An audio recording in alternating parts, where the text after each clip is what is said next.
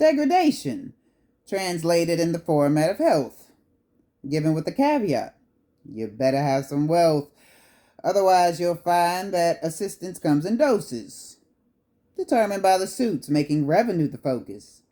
I spy with my third eye, evidence on both sides proving that they lie. Wahoo! Leaders of the new school, top of its class in breaking their own rules. Number 1 in the state, 39 in the country, creating the idea that their help means something. Tier 2 in research, 3 in primary care, drawing students to learn from everywhere. Strong statements, committing to public service, but when they actually show up, bill 'em and/or curve 'em. I told you, as a patient, how I had to be shamed in order to be treated due to my brain. I told you how I tried for hours to die, literally die, smothering myself while no one batted an eye. Misled my parents, they actually lied, stating it was my lungs. She had a PE, that's where the blood came from. Imaging, blood work, scans, but no confessions. Conveniently, they left that out of my medical records. Along with the fact that I got a psych assessment. My father told them that, but they didn't accept it. Told them every substance and dosage I took. Wanting to be honest, so they take the time to look for what caused my breakdown, yet still they assumed coffee, Adderall, and weed is what led to my fuse blowing, not my history of disassociation, PTSD, victim of preteen raping. The fact that T.H.S settled my newfound emotions I couldn't quite understand from bottling emotions, lost in therapy, unsure of what to do. Fully transparent, my pops told him all that too. Blood work confirmed that from weed I was high, but no Adderall or caffeine, yet still they surmised stimulant-induced was my psychosis, for sure. I guess that's why my treatment was so poor. I guess that's why I didn't deserve socks. No one answering my questions once I regained thought. On paper it says I didn't do much talking. I answered all the questions but wasn't responding to small talk. I mean, would you? If you were treated the same after 48 hours with no control of your brain, how about after 6 months of waiting in pain only to be told you were waiting in vain? I'm not only a patient, I'm an employee. Telling sick people no constantly. I can add you to the wait list. Nobody works. While your hernia is bulging out of your shirt. Because the mesh from your previous placement failed. Veterans Affairs told you to go to hell. Got a second opinion only to be directed back to the place where you initially felt rejected. What about the patient in hospice care, whose case wasn't urgent? How could you dare tell the nurse to tell me the next date is July, making her and I the doctor's fall guy? How about the affirmation patients who request discretion, yet are constantly unshielded from every direction? See their pronouns on screen, say the opposite on purpose, have full conversations like their life is yours to protest? I protest the chief who wouldn't see Spanish patients simply because he didn't speak the same language.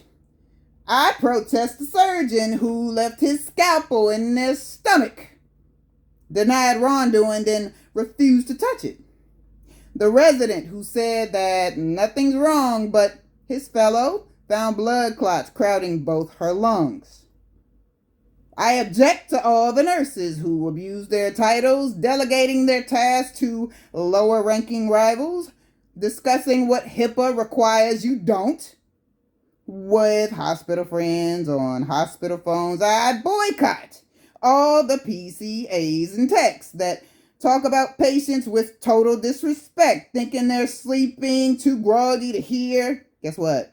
The patient and his family heard you, loud and clear.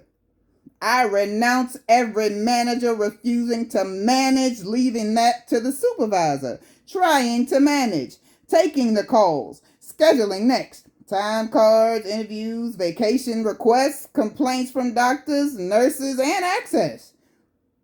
Convinced the position would increase access, professional progress. Just stay for a year of being overworked, underpaid, mentally drained. Always you'll hear your staff say the same. Those PFAs that like to play favorites in cahoots with access associate players, breaking the glass of co-workers' business under the guise of care to suit your own personal interests. They say it'll be overlooked.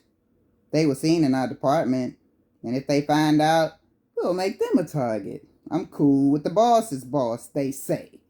So no need to worry, I've broken the chain of command HR will tell them to use. What makes it even better, I know them too.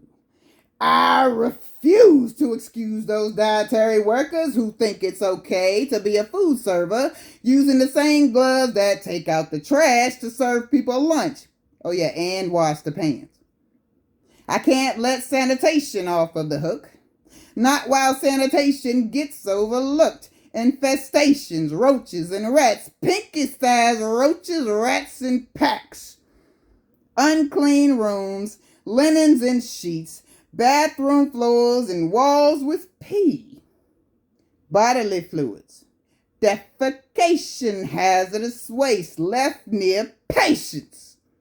Number 1 in the state, total fabrication. Attempt to blow the whistle. Complete retaliation, refute allegations, fire at will. Commonwealth state gives license to kill. Any chance at suing. They know we can't afford it.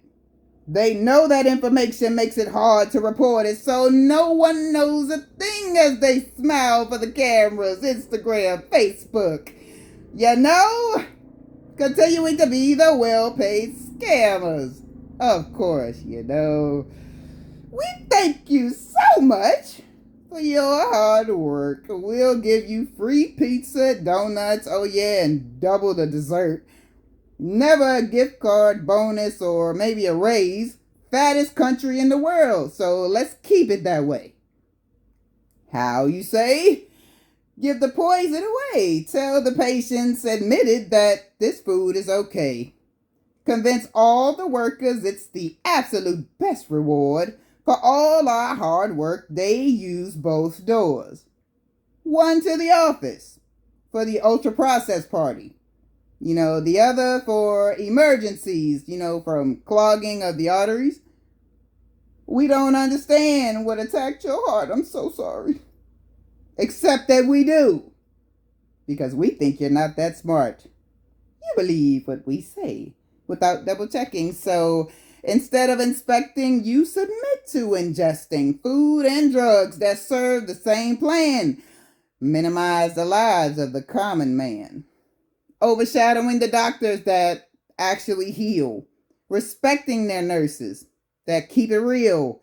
Understand their titles don't mean that they're better. Years and studies don't equal oppressor. Eclipsing the nurses that take the time, that make you feel human and not like wasted time, like Ivana, Ngati, Melanie C, Chelsea K, Jessica, and Jamie G, my phenomenal team at Unit 5 East, made up for my treatment in general medicine and the ER team.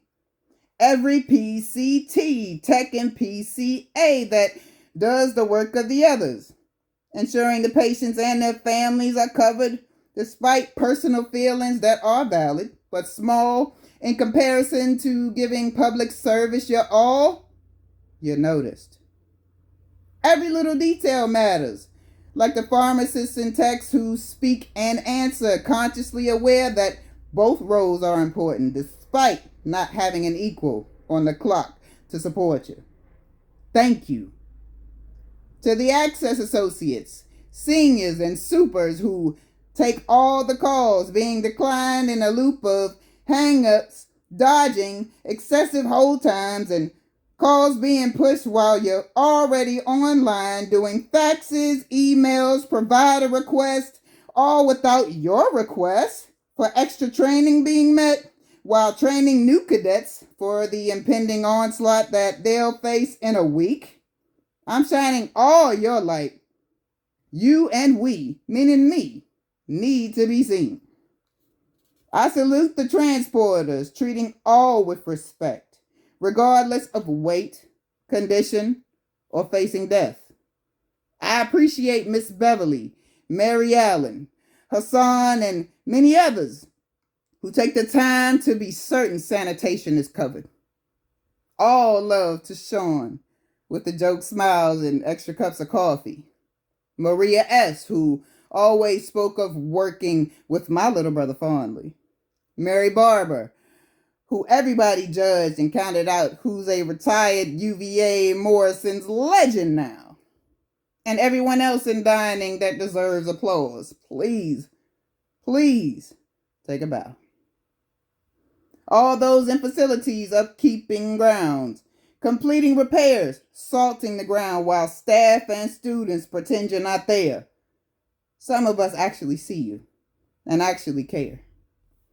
I'm grateful that some in phlebotomy listen when I tell them my veins switch positions. One in particular touched my heart by showing me hers in casual talk.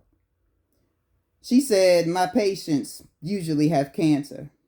Chemotherapy disintegrates their veins, so I have to pay close attention to what they say. I don't want to be the reason they feel more pain. I nodded and said, my granny was a patient. On behalf of them all, thank you for your patience. Healthcare is defined as organized provision, the improvement of health via prevention, but those with money only see percentage, power, incentive, pull strings to stay rich. Band-aids on deep cuts, they have to stay sick. Make sure they don't find out medicine causes it. Make sure we have puppets defending it. Try not to fire. We need them to quit. We need them to think that it's us that they need, while we drain their pockets to fulfill our greed. Never, ever underestimate who they might be. They might be a patient and an employee who took the time to remember and to see, knowing that this problem systemically applies to this country pandemically, destroying lives at every entity. Remember that you rely on us. V and A. Muzzle doesn't stop reciprocity. Or your next problem may be me. Times 3.